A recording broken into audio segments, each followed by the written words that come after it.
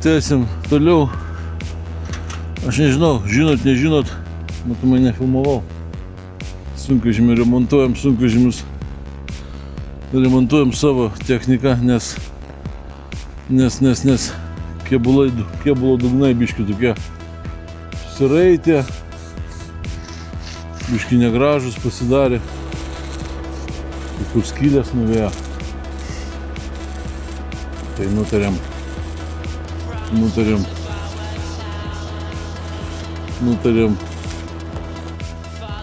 nutarėm pasiremontuoti, pasivilinti juos.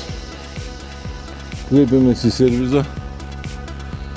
Servizas man pasakė, nedaug, tik 1000 eurų už mašiną. Sakyčiau, gal eina jie šiek, ne?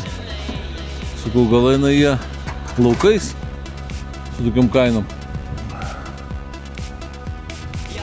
Antrą kėbulą aš jau dabar virinsiu.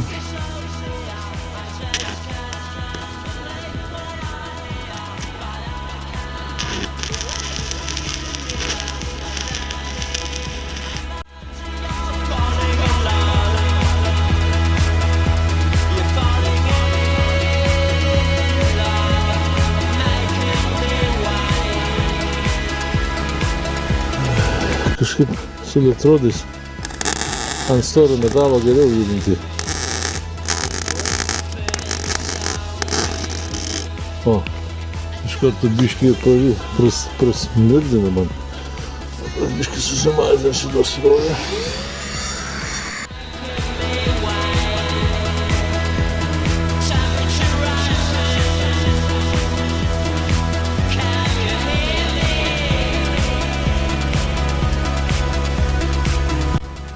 Kaip jums oras.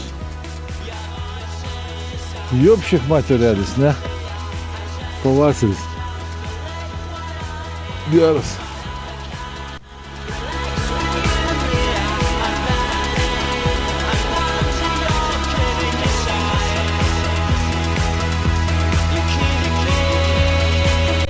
Taip atrodo bortas mūsų Unimogo. Biškai apsitvarkėm.